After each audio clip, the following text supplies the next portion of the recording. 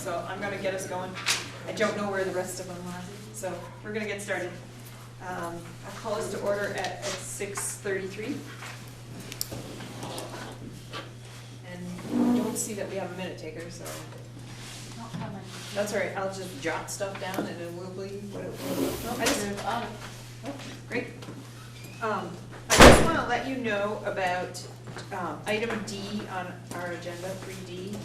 It says it's a provide feedback on the monitoring report, and it's really it's language change. It's not feedback on the monitoring report, so to speak. It's specifically about changing the schedule that's included in that in 3.4. So when we get to it, we won't be talking about everything. We're just focusing on that schedule included. All right. Is there any public comment? Unless you share a comment for the public benefit that it is Clash Day at Mount Abraham. Oh. I haven't lost my I was admiring your Vikings. Yes. I nailed it. All right.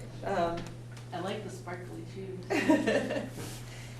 I need a motion to approve the consent agenda, which tonight only contains one thing, the minutes. I'll make the motion. All right, so Chris, is there a second? I'll second. All right, all those in favor of approving the consent agenda, please say aye.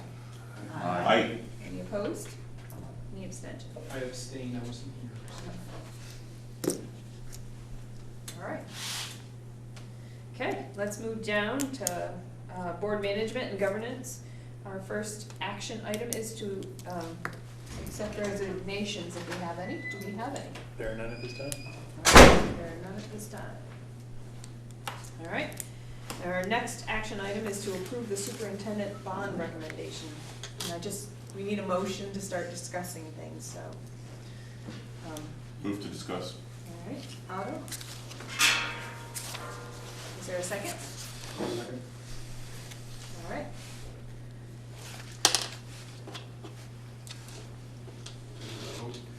All those in favor of opening the discussion, please say aye. Aye. Okay.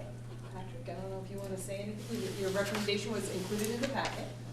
Yeah, I think I included just about all the thoughts I had on about why in my recommendation, so I would just Pretty try comprehensive. to answer any questions that folks have based on what was in my recommendation.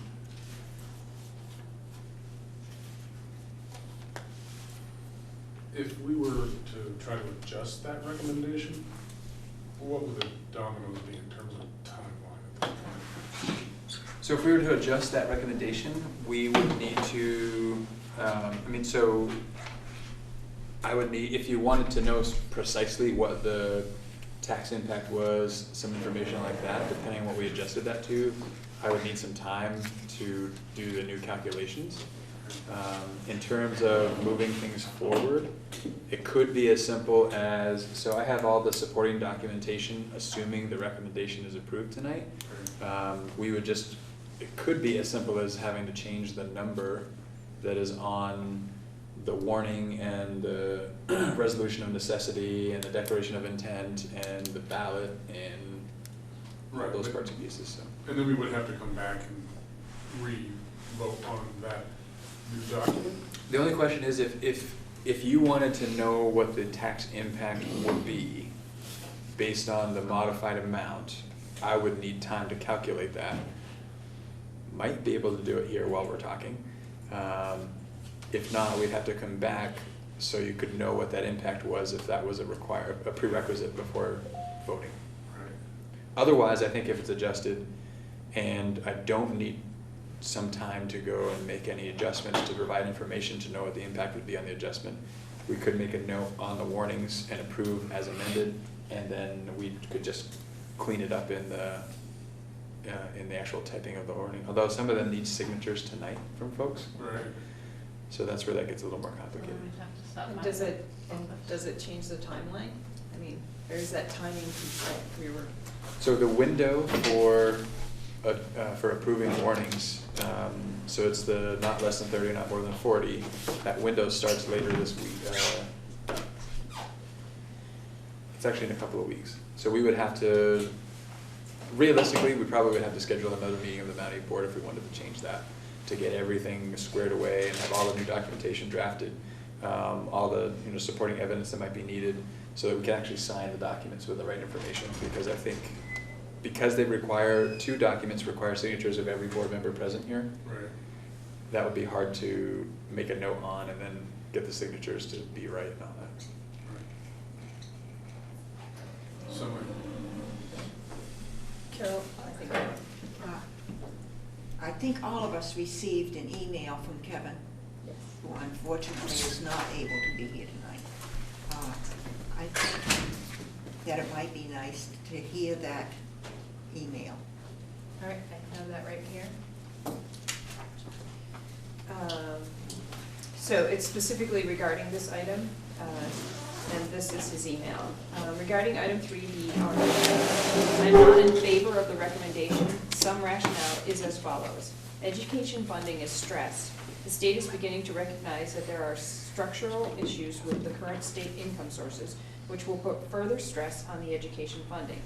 Committing to a bond of this magnitude is not prudent with such income uncertainty and continued pressure for no increased budgets. It will likely require further budget cuts of non-fixed items, teachers and staff. Student populations are on the decrease and expected to trend in that direction for the foreseeable future, which has brought about Act 46 and the resulting consolidations. Schools in our unified district are underutilized. Space use across all the buildings in the district needs to be assessed and corrections made to maximize use before implementing an expensive capital improvement project for one facility.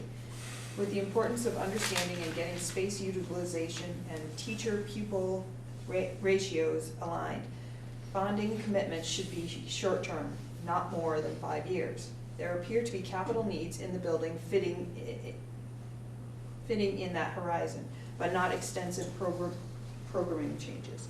Widely accepted measurement metrics placed Mount A behind all area high schools, Middlebury, Virgins, and CPU. The infusion of $29.5 million into the building is unlikely to move the needle much, and likely not at all to improve these standings.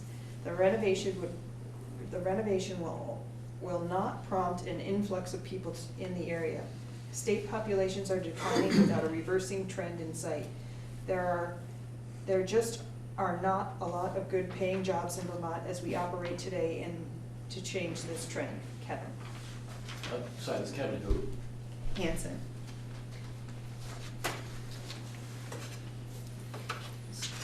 Here's his name. He has a name tag. He has a name tag. So the purpose for reading that letter as compared to reading everything else, including Patrick's document? He's not here, and he sent it as his comment. If somebody else. We all got it? Yep. Same as we got everything else. So, I'm not sure that everybody opened and read their emails, so just Yeah, to I come. Might not have opened and read any of it. So So why don't we read Patrick's recommendation word for word? you certainly can. That's what the I- board wants. I haven't pulled Can I up, ask I'd be you a happy to question read before it we if do that's this? useful. Sure. So part of my reason for asking the first question was, is there a possibility of separating the question in the bond vote, in the language of the vote, into 2 questions? Or maybe 3? I'd have to ask legal on that. I couldn't say for sure. There's some pretty strict rules and regulations around what ends up on a ballot or doesn't end up on a ballot and how that's structured. So whatever the wish is of the board, if it's something other than what is presented tonight, I'd have to get some legal advice on that. Can I ask a footnote to Steve's question? I talked to a couple of people after the last vote, and several people just remarked, and I didn't prompt them, it just sort of kind of came out that, they read what's in Article 5 here, which is the same language that's on the ballot. They read the ballot, the language of the ballot, which is about this tall, and has all of this very dire stuff about who's not gonna be paying for this. It's kind of scary. So my question is a simple one, is that language sort of mandated by who, just by the lawyers or by the state or by whom? The state. Despite my best efforts. Because it's really off-putting. It is. And it doesn't even, as I understand it, it says the bond would be at an estimated total project cost of $29,500. It doesn't say anything like not to exceed $29,500, which puts a different, using the not to exceed language puts a little different spin on it than than having to represent that the estimated cost is $29,500. Right. Is there any flexibility in that regard? Well, the interesting thing is, so, and this is sort of an educational component, I think. Should we bond for $29.5 million? That is precisely the amount that we are borrowing. Right. And that it's almost regardless of what the total project cost ends up being. If it goes a little bit over and we have money in the budget to help account for the overage, so be it. If it ends up being the estimates come in less, then we have some items further down on the priority list that get done that we maybe didn't anticipate. But regardless, $29,500, if that's what the vote is for and that's approved, is what we borrow. So yeah, we went around and around a few times with the lawyers about, does it really have to say this? Does it really have to say that? This is really too bad. And they're even to the point of what is underlined and emphasized has to be underlined and emphasized. Well, it seems, if that's the case, then it seems to me that as in the lead up to the next vote, if there's one in March, there has to be some preparation for the fact that they have this language, so that when people step into the voting booth, they understand what they're reading. I would think. Yeah, that's always the challenge leading up to a vote, is How do you do that? trying to ensure that everyone's educated conceptually, let alone sort of logistically about here's what you're going to see on the ballot, and here's what it means, and here's what you're actually voting on. Trying to reach the broader population with that information is a challenge. I just want to check before we go on about autos. Do you want Patrick to read his recommendation? I'd like for Patrick to read it.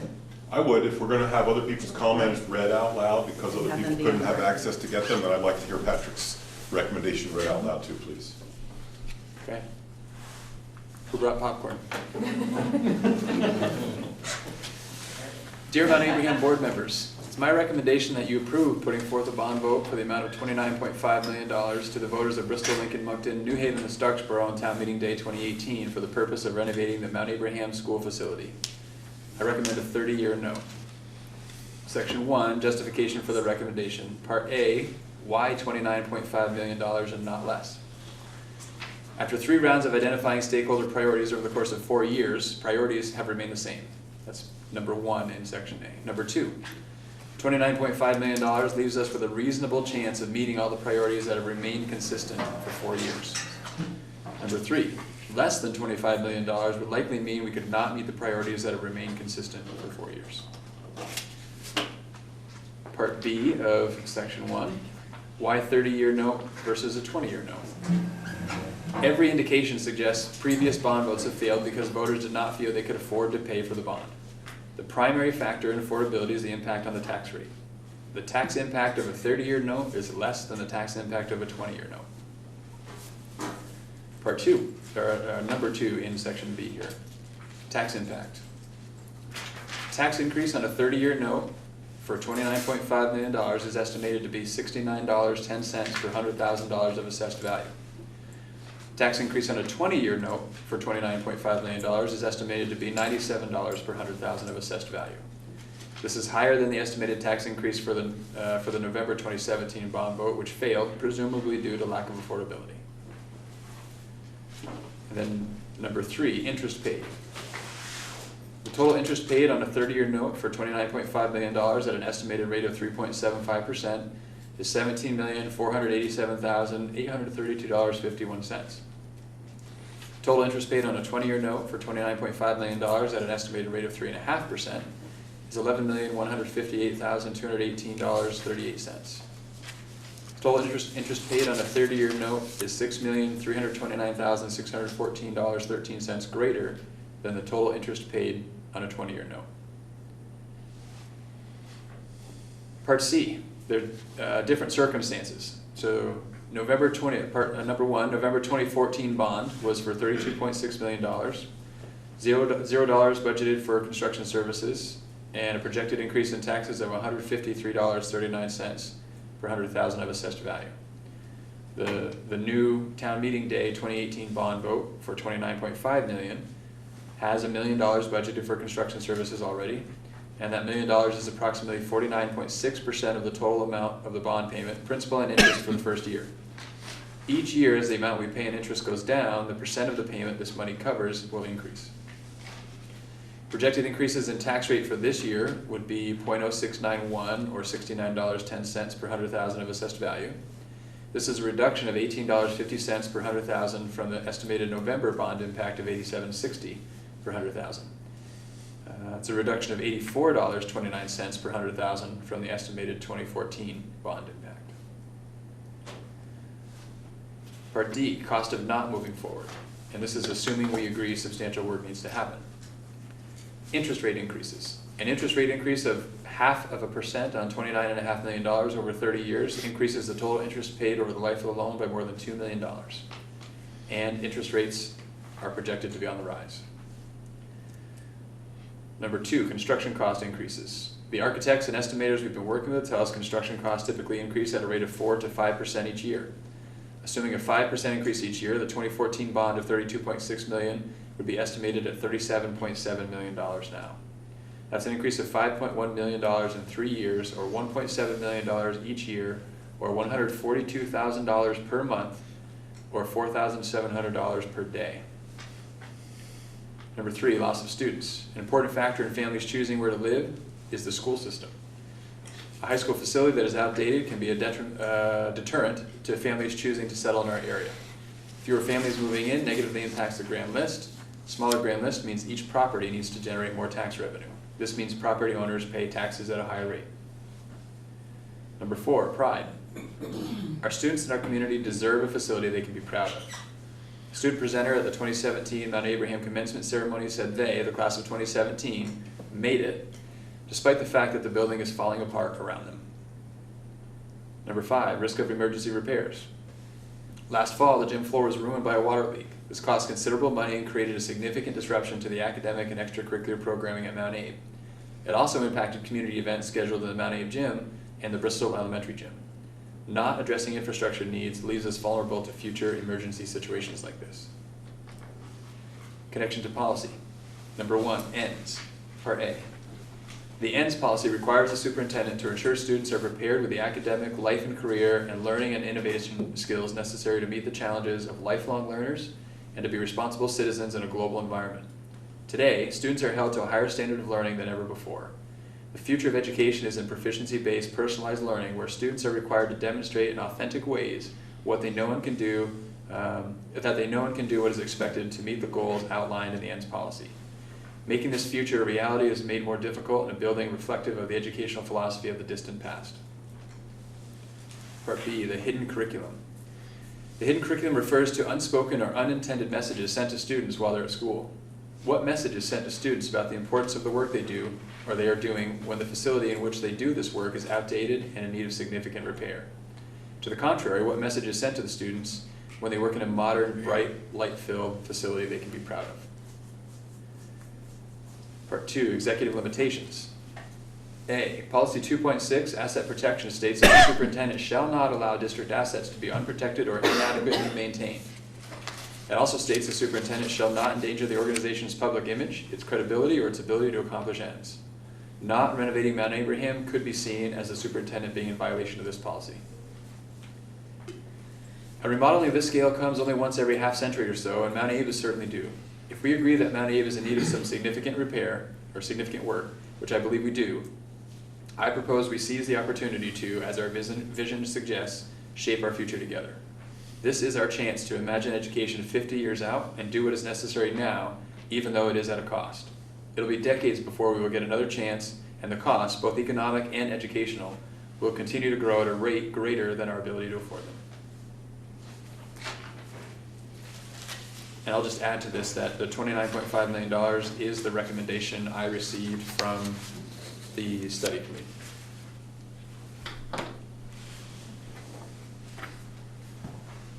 Carol?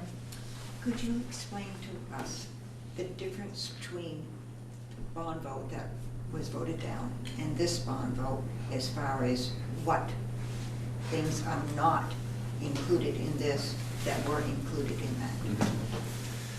So, in talking with the architects as we kind of went back, and this is through the steering committee, not the steering committee, but the study committee, the approach we had taken before was basically, here are all the things we want to do, please put them into sort of a conceptual drawing and estimate them for the smallest amount of money you can. That produced a total project cost of $36.6 million. Through lots of conversation with the study committee and looking back to the previous bond vote as well, 4 years ago, everyone was in agreement. The reason this isn't passing isn't because people don't think the building needs work necessarily, it's because it's too costly. So then the conversation shifted more towards, so what is an amount of money that we think is enough, given what we know, to do much or most of the work that we believe is important based on these priorities that have been set and really maintained over the course of 4 years, but will actually pass a vote of the electorate. And it's that conversation that landed at $29.5 million. So then it shifts the way we work with the architects and the cost estimators. Now it's, here's how much money you'll have to work with. What could we get done for that? And it would take many, many weeks for the architects to actually complete a new set of drawings, and it would also cost many, many dollars. So time equals money when we're working with folks like that, right? So to produce new drawings that show the scope of work that would get done for 29.5. Conceptually, in conversations with the architects, it was, there's a belief that for 29.5 we could get the same priorities met, but in a different way than what we had talked about before. A good example being, if we think about the curtain wall, which is basically sort of the facelift to the front of the building, which addresses both sort of the curb appeal, which was a desire, but more importantly addresses a lot of the natural light need for that front and some of the security need for the front of the building. That was estimated at, I think, $1.3 or so million in the last round. There are ways that we can scale the scope of that portion of the project back and do a little bit less of that for less money. So still hitting the priority, not hitting it to the same level we would have hit the priority with more money, but a scaled back version of hitting the same priority. So that idea times a few different bigger projects, looking at a different kind of construction for the gym that costs less money, but still having a gym. That is sort of the conceptual conversation that happened with the architects. And through that, the architects advised, so the two numbers that the architects we discussed this with were the 29 and 25 million. Architects said, yeah, 29.5, we can probably hit most of those priorities at a lesser degree. 25 million, you're not getting all those priorities. And that I think, and Chris could speak more so to this, I think that was a driving factor in the recommendation that came from the study committee, and that for me is why I think it makes sense as well. So there isn't a specific, this won't get done at this rate right now. What about changing the library? So it would still hit that priority. That was something that stuck through 3 rounds over 4 years as a priority of the library coming up to the front. Maybe there won't be as many windows in the front of the library as the original design had, but the library would still get moved. It's important to remember, sorry, Carol. that the driving force in the last November bond and this coming one in moving the library is not just to move the library. It's to give tech ed, wood shop and metal shop the space that they need to run those programs effectively. So moving the library is a byproduct of taking care of the other program. And if we're going to move the library anyway, it should be towards the front where it's more situated with the gym and the other public use spaces so that the community can use that more and see it and the kids need a updated, it's not so much books like technology, it's more of a media center than a library now. And also push it to the perimeter so it's not Right. landlocked where it can't Right. have access to natural light. Pushing it to the Right. perimeter gives it access to natural light. So we want to keep programming and do things. The shops don't belong at the front of the school. They should be in the back. Steve? So also, wasn't there some thought in dropping the budget that during this last exercise where we kind of re-looked at priorities that there was a list of 10 or so? That, 9. 9. The top 9. And that the budget would be kind of tailored once details came out to address what we could afford on that list until the budget couldn't afford the next priority. Does that make sense? So if the 29.5 could, I think number 1 was the gym, and then I'm forgetting the list, but you know, the 29.5, we would fix the building, we do the gym work, and we basically, in the process of the design development that happens after the bond, we would basically set a bar for whatever, you know, in that order of priorities. Is that priority list that came out in the meeting minutes? Yes. Yeah, it's a bit. Yes. Yeah. May I ask Chris a question? Sure. Do you have the list of those 9 priorities? Yes, they're in the meeting minutes from the renovation committee meeting. Are they available to you I didn't tonight? bring my notebook I could tonight. probably pull them up. Steve.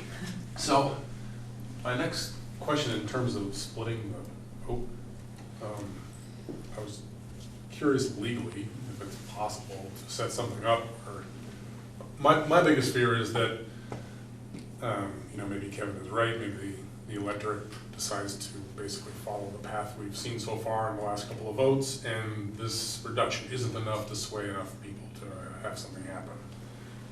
Well, to try to maintain our basic fiduciary duty to make the building healthy and safe and accessible and the base package, to make something happen, because that's at risk if the bond goes down again. That piece of work is at risk. And I think that piece of work, from what I've been hearing, has the most public support as a baseline activity. So is it possible to set up the vote so that you basically can ask whether an amount would be approved to take care of that as a first question? Yes or no? And then, either as the second or third question, say, would you also be willing to add to that an amount to take care of the gym, which is the next big priority? The third question would be then to authorize, you know, the bonding for the amount to take care of whatever priorities would add up to the 29.5.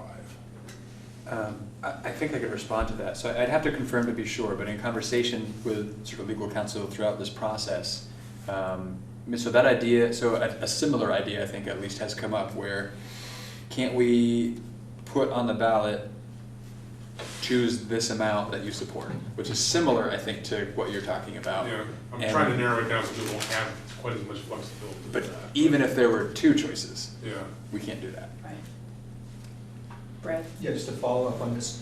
As far as your recommendation, Patrick, I'm 100%, maybe 500% behind it. I think it's all right on. I think it's important, though, and I apologize, look, I'm new to the board, but I think it'd be useful to have a discussion about the risk risk management and optics with respect to, you know, what happens, as Steve was mentioning, if the bond does not pass. And because then all of a sudden you have 3 in a row, and you can't go for another year. So the question I had was, one of the things that is attractive about the recommendation that you're making, and that we discussed ad nauseum in the renovation committee, is making the whole deal, you know, affordable. And right now, it's never going to be more affordable than, you know, in the future. It's not going to be more than it is now. And I think that's a very compelling argument, but I'm not sure whether it has resonated so well, you know, among the voters. Mm-hmm. So my question is, and the way you structure this is to use the budgeted $1 million, you know, to pay for part of the bond. Is it possible to separate, to separate the two, keep the $1 million in the budget, and then, you know, which represents what, $17 million or something, or $16 million? In terms of what that would cover for? What that would cover of the 30 million, Yeah, something probably like that. the ballpark. Anyway. You know, keep the $1 million in the budget, but then go to the voters for the, you know, for a much lesser amount to cover all of the infrastructure and sort of, you know, basic stuff that really has to get done. And then you know, so and finance that say, pick a number, 18 million or whatever. Finance the 18 million through a bond that is passed in March, but keep the $1 million in the budget to do some of this other stuff, the auditorium, the library, the second gym. Is something like that been considered? Yeah, so I've considered it. I don't know how widely it's been considered. The challenge I see with that scenario is it's likely that the tax impact ends up being about the same, because we're not using the $1 million to help pay for the bond. I know. And so the tax impact, so the affordability question ends up being the same Right. either way. But from a fiduciary responsibility kind of perspective, we're, instead of paying 3.75% interest, we're paying 5% construction cost escalation, because now so to do the auditorium, we'd have to save for 2 years of that $1 million, do nothing else with it, save it, then we'd have $2 million and we could start the construction project in the auditorium. And in those 2 years, it's now increased 5%, 10% in cost. And so what you get over the same 30 years, so you either pay a lot more money than bonding for the whole thing over 30 years to get the same work done, or more likely is you pay the same amount of money over 30 years and get a lot less done. No, I totally agree and I totally get it. Because I assume you can't leverage the $1 million for other borrowing. You Yes, know, I'm not sure through of the more, question. you know, more conventional borrowing as opposed to, you know, a bond. If you had the $1 million, you can say, okay, use that money to leverage a loan to do. Right, like a down payment on a loan or Right, something. exactly. I don't know that we couldn't do that necessarily. We'd have to investigate it. I don't know why we would, because I'm not sure we'd get a better interest rate than going through the municipal bonding. Yeah. Well, again, I agree. I mean, it's not a smart way to go financially, and, you know, in terms of saving money over the longer term. But again, I'm just not sure that the sort of the fiscal responsibility piece that, you know, we've tried to convey over the last 4 or 5 months has resonated with you know, with voters. And I agree. I mean, the $1 million question, pun intended, is what is the amount of money that voters will pass? Right. And nobody knows the answer to that. We could all say $2 million for sure, that will pass, no question. $10 million, probably still, but less likely than $2 million. $17 million, maybe, but not as much as $10 million. So finding what's the amount of money that will pass that actually gets some work done, because I think another risk is, okay, so we just approved $17 million, and we put $17 million into the building, and you walk in and it looks just like it did before you put $17 million into it. And people say, well, what did we get for that? So like, I don't know that that's something that people really want to experience either. Allison? And part of the problem of, and I'm sure we talked about this in the renovation committee meetings, but piecemealing. So you build up $2 million over 2 years, do nothing to the auditorium. Well, there are spaces around the auditorium that will have work done to them.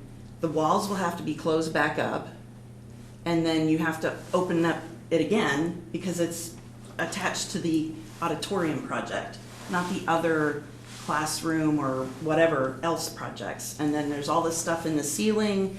Things are, plumbing's attached, so you do something at one end of the building and you open up the asbestos thing issue, and all of it has to be addressed from one end of the building to the other end. So most likely we'll end up using the auditorium as an example, doing all of that ceiling work, but you're not going to be working on the auditorium, so you close it back up. And then when you're ready to work on the auditorium, you open it back up. So redoing work that's already been done is not a fiscally responsible way of doing something.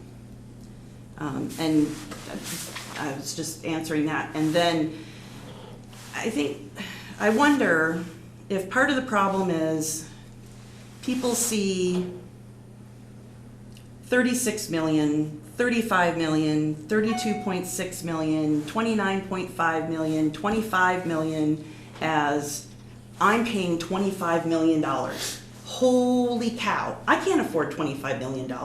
Well, I would guess that probably almost everybody in our community cannot afford $25 million, but spread out across the taxpayers across 30 years at $69.10, estimated at this moment in time with the information that we have, is $69.10 a year for 30 years for $29.5 million. I don't know of any other kind of project where we can get that much bang for your buck at $69.10 for 30 years per year, and we know that that amount will never ever increase. I'm just concerned that we're losing sight of what we need to do, and as a board, it's our responsibility to take everything into consideration, but also look to the future. And if we get mired into some comments from the public, I would say that we do not have all of the comments from all of the public. We only have a small segment of the public talking to us, and it's half and half. Some half is yes and half is no, and that's borne out in the surveys. So we as a board need to be willing to take the challenge and tell our community that we know things need to be done to the building and we want to do them. We need to do them all at the same time across with a big budget that might seem scary, but in the end accomplishes the priority list that actually probably goes back to 2000 when the first renovation was happening. So I'm afraid we're going to end up having this same conversation over and over and over again and miss out on the opportunity of the interest rates and being able to get this done at the cost that we're being quoted at. And we'll just end up paying more for a lot less. So I'm reminded of, and not all of you were here at the time, but when we had 3 budgets that got voted down, and we kept hearing one message at our meeting over and over and over again. And finally, at one of the last meetings, a community member came in and said, I elected you to come and look out for this organization for us. And I want you to lead us down the road. And as you were saying that, I think that that's a piece we have to remember. We are elected to oversee and to look out and be trustees for this organization. So we have to look down the road and we have to lead our communities to this one way or another. Because that person never came to those first 2 or 3 or 4 other meetings when all those voices, but she came and she finally said, don't forget, we're looking to you to lead us. So, Chris. I have the priorities that Carol meant for the record. We'll just put them out there. So these are in the order that the community groups decided at the December or November 27th meeting. So they may be in a different order than prior committees have deemed them, but they're all the same. Number 1 was a second gym. 2 was lighting, which would be natural and better inside lighting. 3 was air quality. 4 was to update the science classrooms. 5 is renovating and moving the library. 6 is updating the lobby and office area, that would be for security purposes. 7 is the tech ed space. 8 is the auditorium, and 9 is removing the tandem classrooms.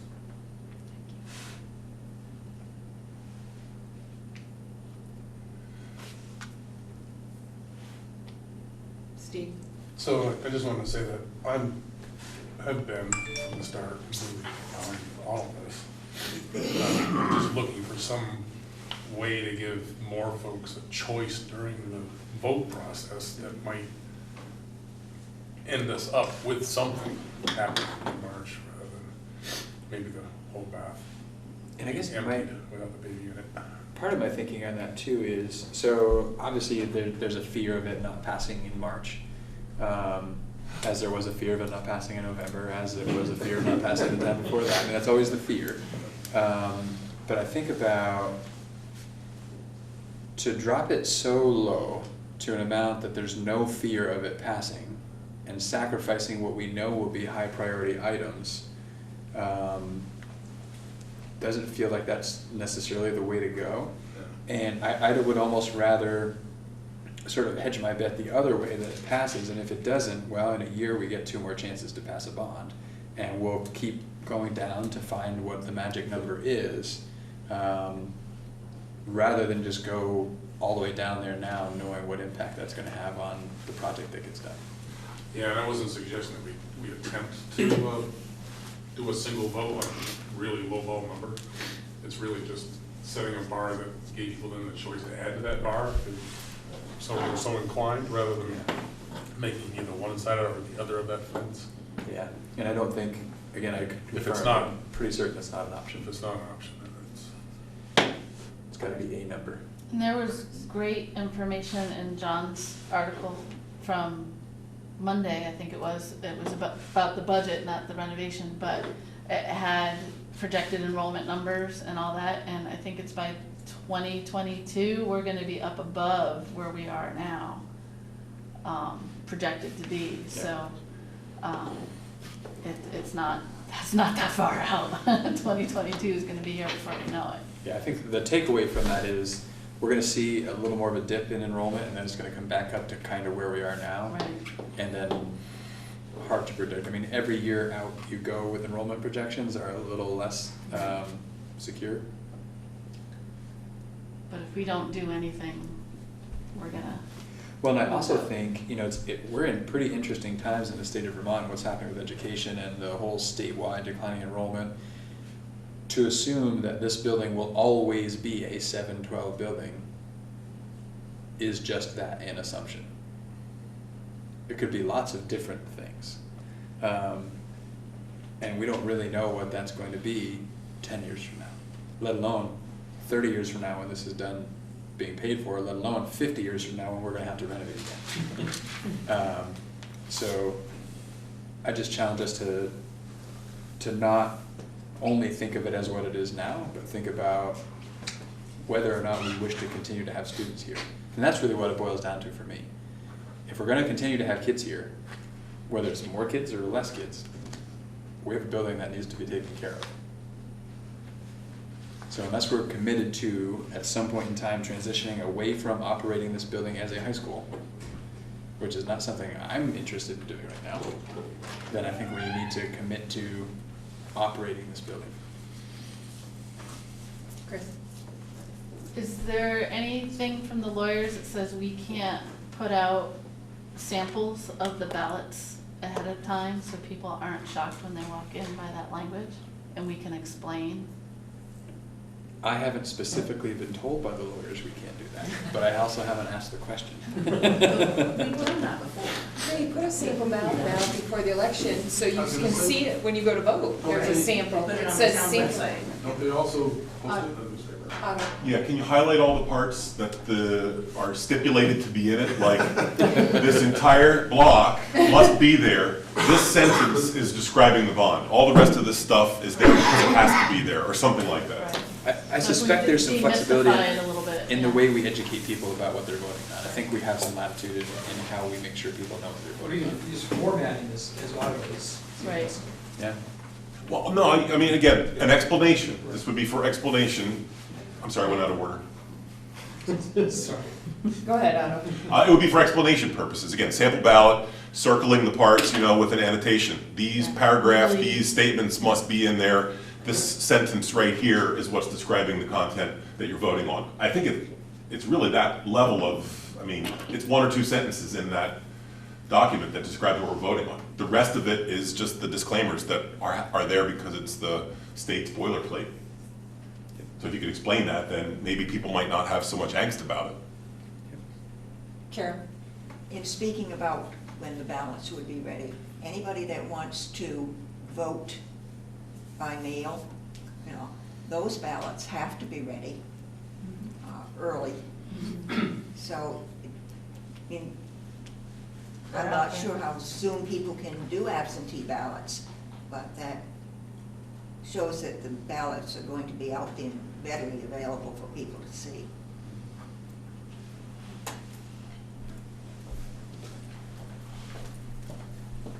All right, anyone else want to make a comment?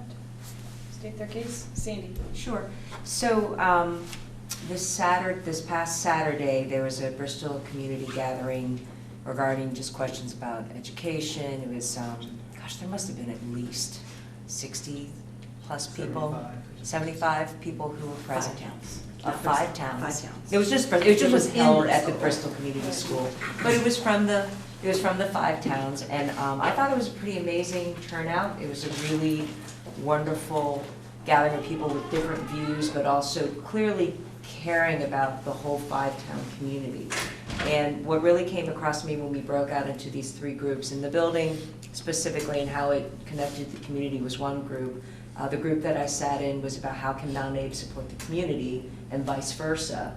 And the building ultimately did come up, and there were some really great ideas about how, sometimes people only think of this school as being the place that we educate our 7th graders through 12th graders, but really, if we're thinking forward about what a resource this building is and this whole institution is, that this renovation is very much tied to how we make this a center of this 5-town community. And by improving it, like one of the priorities is making the library move forward, so it's an actual community space. So it's not just for your 7th to 12th graders and those activities, but it's open to people who don't have children in the community, but they can link with the community, or adult learning classes. The way that the spaces, I imagine there have been that maybe already happening right now anyway, and I understood in the past it used to be more from what I got from other people than it is today. But again, because of the probably issues with the building and improvement, that's just not as available and accessible. And there was a lot of really wonderful talk about how it could be really a space that everyone takes part in. People who have kids in the community, people who don't or have had in the past. And that really sort of makes it feel like, okay, that's a place for all of us. It has a future that I agree with, that I'm not prepared by any means that this community isn't going to have a school that educates its 7th graders through 12th graders. But it also can be so much more, and you can do all of those things. And so, that's something that in the design, phase, once the bond is passed, if it's passed, that people can talk about more. But it really was impressed upon me that the community members that were very committed to this whole 5-town community with very diverse perspectives, views on costs and all those issues, but they were prepared to come on a really cold Saturday. It was freezing, right? And they all came from all over the town and participated, and I thought it was a wonderful gathering. So, and what I got from that group of people was that they're very supportive of our school being a strong community, the building being a good place. And so, you know, I trust that the administration and the superintendent has done the research, has gone through the numbers, is really looking to the future of our education system, but also for our community as a whole. And that, and with all that in mind and all the due diligence that the administration has gone through, that I'm fully in support of the recommendation. And I think the challenge that we are going to have as board members is to really remind people that it's not just about your kids who are going to the school. This is the center of the five-town community, you know, and if it wasn't here, what do you have, why are you here?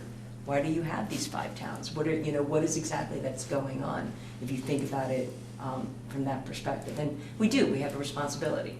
This building is here. We're not going to simply allow it just to rot away, hopefully. I mean, otherwise we simply would not be doing our fiduciary duty. So all those things I think are really essential. And I think we definitely, we have, if the board recommends it, which I'm fully expecting and hoping that we'll do, we definitely have our job in making sure we continue to communicate to the community why it's so important. Brad? Yeah, the one action item that came out of that meeting last Saturday was creating some sort of an organization, community-based organization, 501c3 or something, that would, you know, whose purpose would be to engage, you know, with the school system.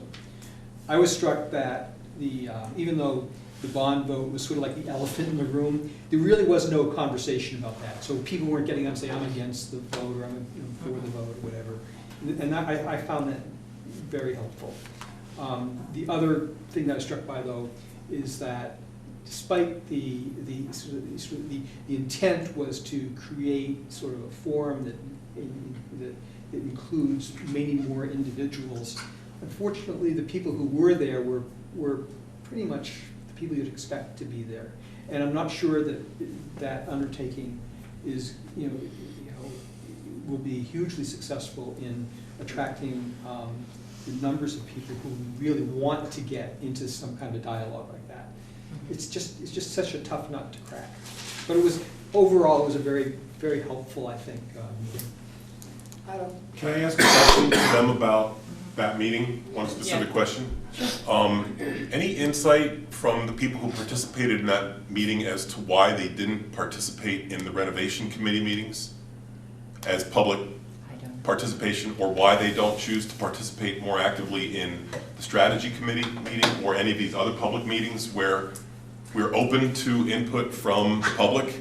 Any insight as to why that? I asked David Brin that direct question, and he had no answer for me. Because, So I've asked the question myself, and I have not heard a cogent response to my question. So I'm just, it's curious to me. So, I can only go from my own experience about how I found out about the meeting. It strictly was word of mouth.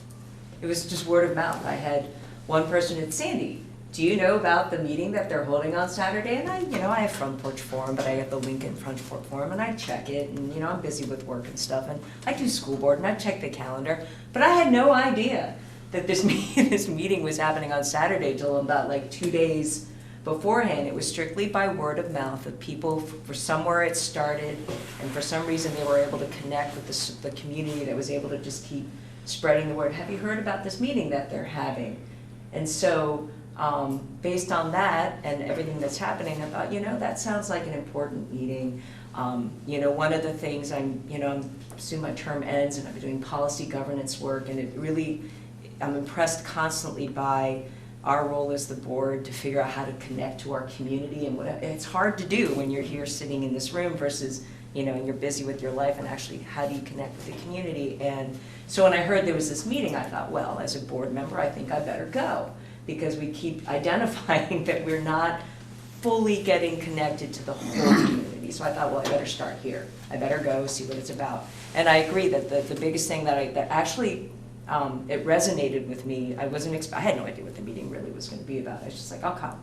And it did resonate to me, this idea of an organization that's a community sort of organization. And the reason it resonated to me is I really saw it as a incredibly helpful support to a board, to be that those extra fingers out in the community that if you get a whole nother organization that is committed and has said, I will go to this meeting, I will be on this organization, I will commit to it, I will go to the meetings, I'll make it a priority in my very busy schedule, just like we do when we're on the board. We make this a priority, that's why we're here and we get involved. But if you have a whole nother organization that says, I am committed to being present and talking about these things and talking to other people about it, then you have all those extra people and all their contacts and all their people who can network and spread out and be connected. And so if they're committed and they can reach out, to me that was great, because then they could be a wonderful support and resource to the school and to the board, and have that sort of diverse connection to maybe all the different people in our 5 towns. And so I thought it was a great idea, and if that was something that could happen in a very positive way to be supportive and give input, pros, cons, concerns, all those things to the school boards, and people were willing to put that energy and that time, why not? So I thought that was a great thing. Yeah, just one more point. Well, I don't want to get too far down this other community, because we really need to get back to our bond recommendation, so. Well, it's related, it's Okay. related, something Allison and I have talked about a lot, is that one of the things about that meeting was sort of the downer of it, was that there are very few parents of school-age children there. Really? Most, Oh, I didn't do it. most of the people were, people whose kids were grown or have no kids, and so I was a little disheartened by that. But that gets right to, the communication efforts that have to be undertaken if we're gonna go forward with this bond, because we have to get those people involved. Sorry, Steve. Oh, actually, I'm all set. All right, so, Jim? Just visiting with people, I think they all start out, they all have their reasons, we don't want to pay any more taxes, the enrollment's declining, quality education is not going to improve immediately if we dump X million dollars into the building, so on and so on. Actually, people in Bristol have been the most vocal I've talked to, but I don't know why that is. But after you talk to them for a little while, it gets down to the bottom line is that there isn't a magic number. It's because they don't really, I don't think they grasp the whole concept here. And they do realize that piecemealing is not good, because you're doing the same thing over and over again. So it's pretty much got to be, the bond, go forward and vote on it and see. Like you say, we've got a couple more opportunities down the road if it doesn't, but if it does, that's great, because of when they realize that the same concerns have been consistent for so many years, they start to, maybe, So I think it's kind of in how it's delivered to the public when they go to vote. I think it's got a pretty good chance for people I've talked to that were definitely no, I've kind of reversed their opinion on it after you visit with them for a little while. So.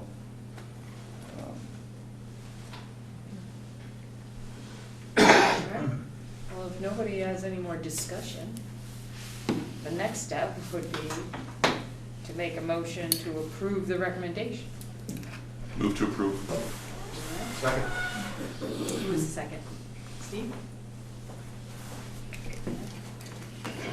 You want to talk about it anymore? All right, all those in favor of approving the recommendation, the superintendent's bond recommendation, please say aye. Aye. Any opposed? Aye. Do you want it noted? Pardon? Would you like it noted in the minutes? Yes, please.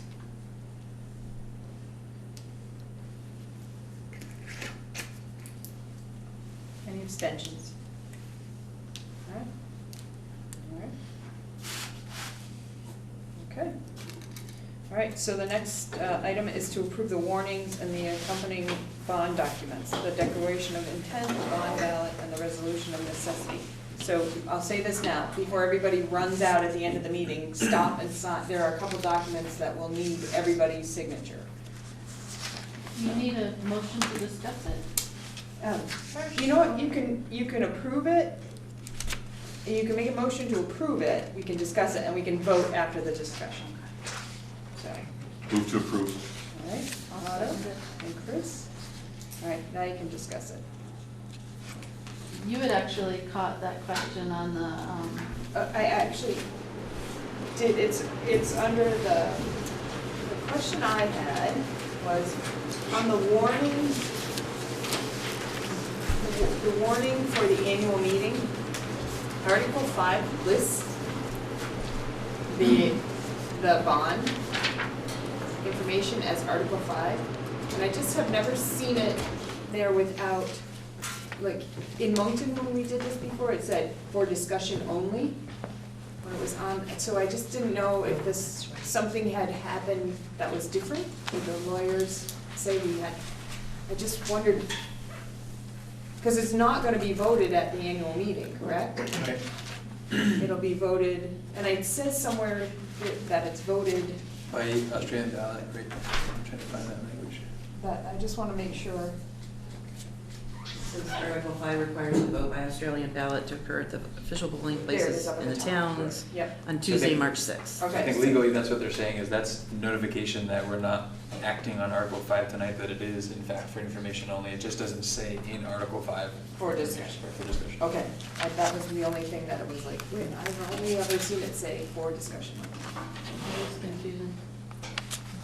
I'll have to give Pam a primer before. Well, that was, when I saw that, and I thought, oh, we only have an hour, so, but that's Pam's job, just keep us contained in that hour, so. Sorry, she's hearing about it on the TV. And there will be conversation prior to the annual meeting. Yeah. So, And then there's another, where did I see, there's a meeting on the 28th?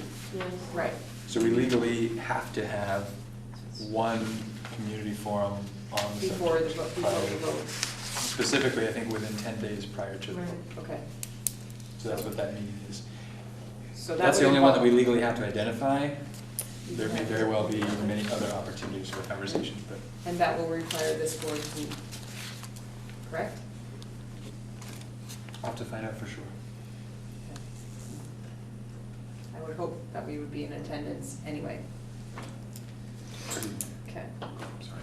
Anyone else have any questions around the warnings? There, like I said, the annual meeting warnings, the bond vote, paperwork, so it's, some of it, as chair, I will sign, but then there are other ones that we all have to sign. Want to talk? No talking?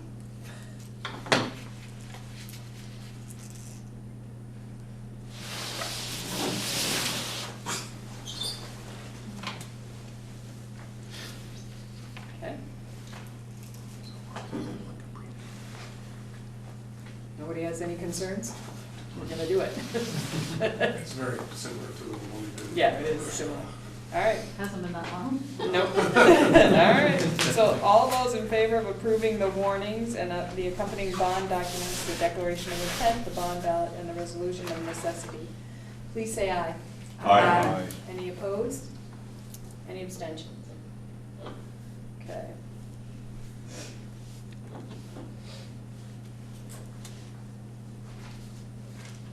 Okay.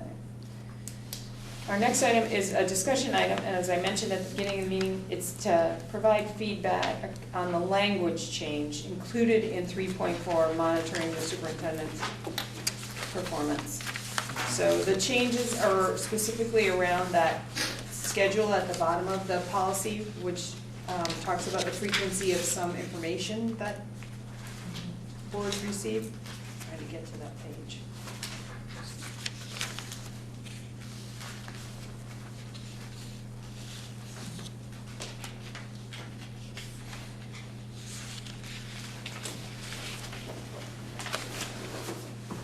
Policy and Governance Committee worked to kind of reorganize that so it was flowed more with the schedule of the way things were happening, Just an annual, right? so it can happen whenever. Yeah. Makes sense.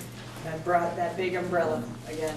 I think it used to be much more specific, this month, that month. Yes, it did say like September, But then February, and you're then, screwed if you don't have the well, information you right, need. exactly. Some reports said they were due in February, but the information that was, you needed for that report wasn't supplied until September, so you never had it.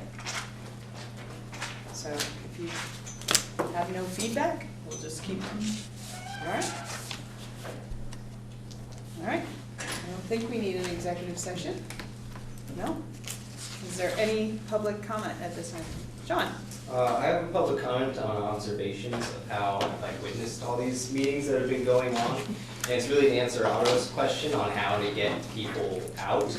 And I think the way I really saw it was the pleasant surprise at the forum that you guys held at Holly Hall, and how people were kind of going there expecting to be angry and like kind of really pissed off and not being able to speak. I think the main problem with people coming to these meetings is the actual schedule of things, and that they only have beginning and end to talk. And so now they're kind of fuming for an hour and a half waiting for the board meeting to get over and to speak their mind at the very end. And the reason why I think the forum worked really well on Saturday was the fact that nobody was even thinking about time except for the timekeeper, and that like while you were discussing, you were just discussing, and everyone was taking their turn to speak their mind, and you went around 3 or 4 times and they all spoke, but it was a very informal way of allowing people to speak. And so Sue gave a review of it at that and was saying like she was extremely surprised on how that forum was well done, and that you allowed everybody to ask their questions and then you answered them politely, and then the next person asked a question.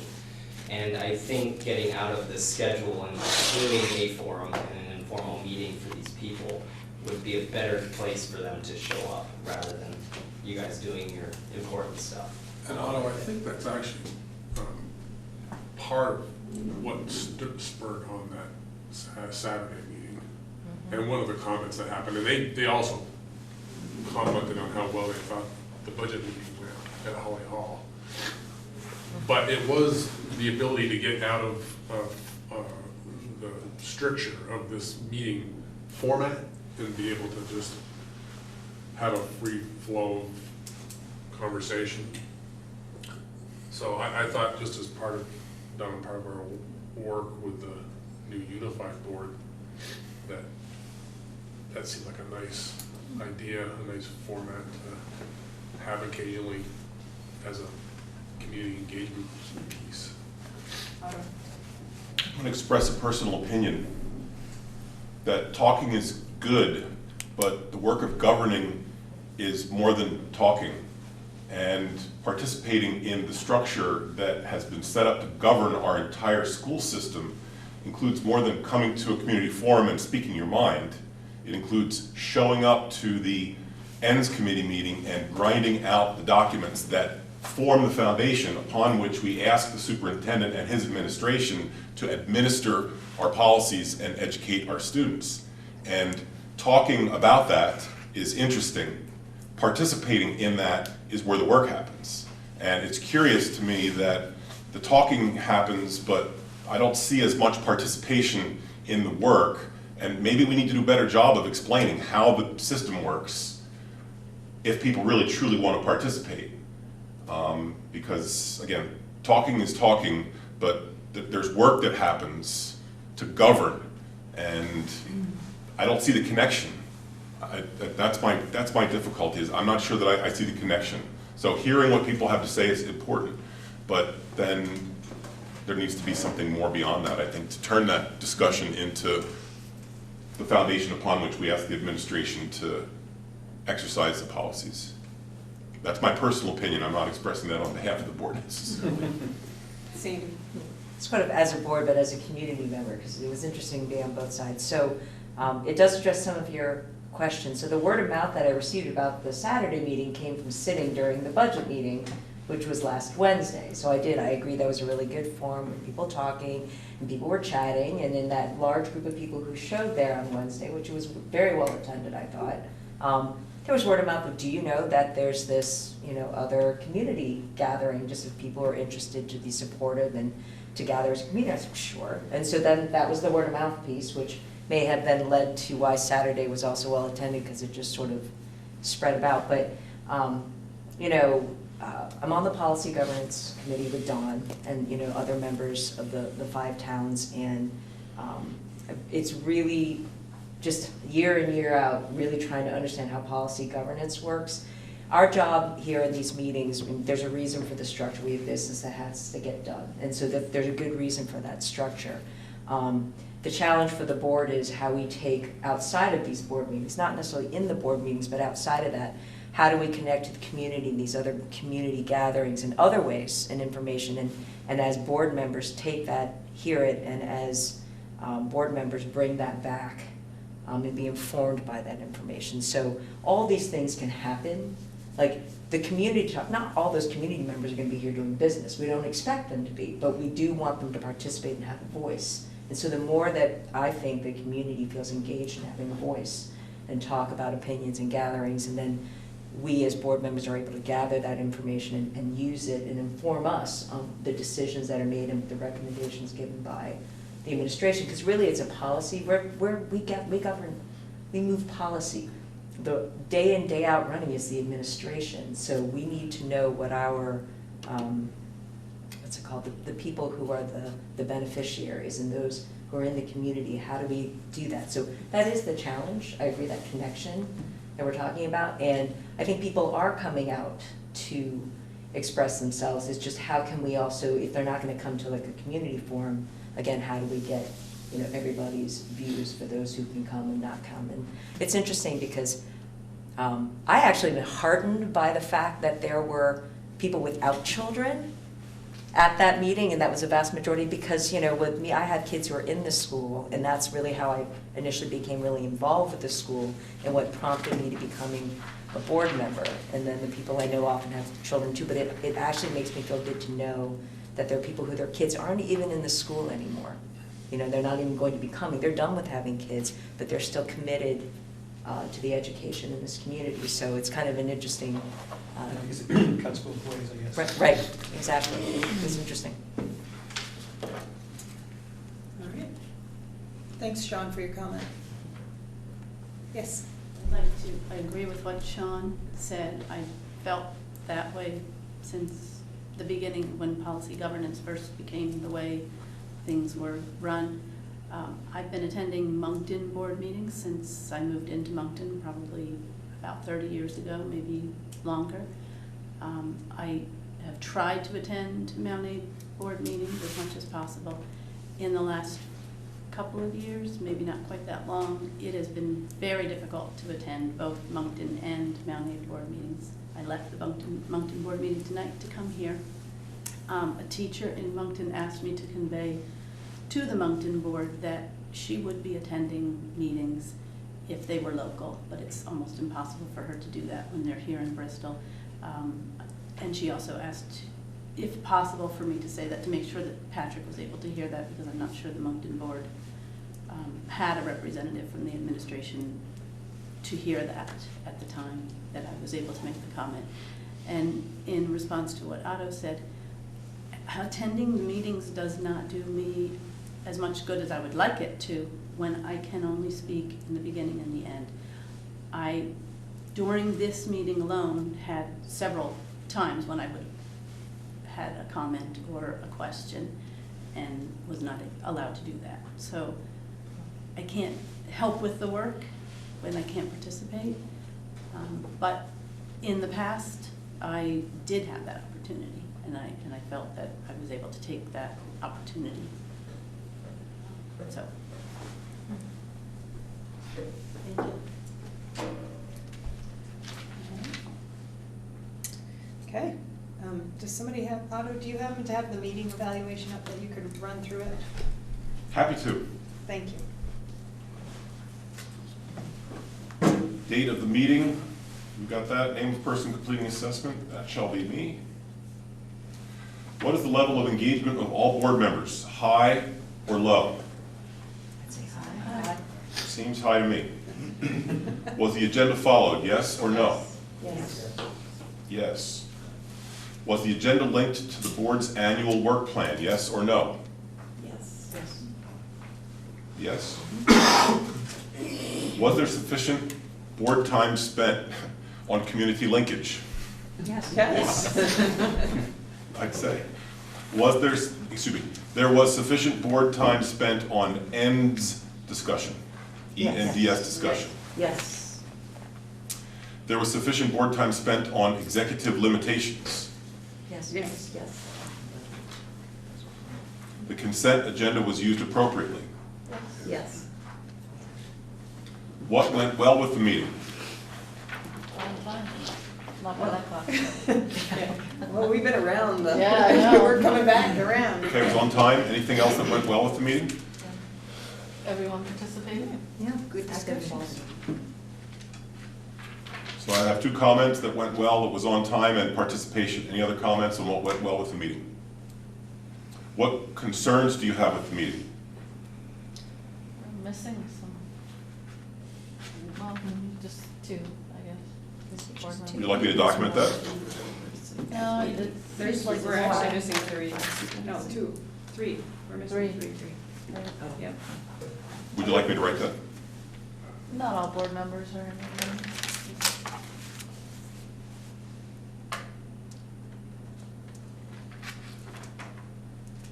Okay, what I wrote was not all board members present. Other concerns you have with the meeting? How could this meeting be improved? I think it went well. That would be done. All right. Is there a motion to adjourn? Move to adjourn. Second. And Chris, all those in favor of adjourning, please say aye. Aye. Any opposed? Any abstentions? Okay, thank you.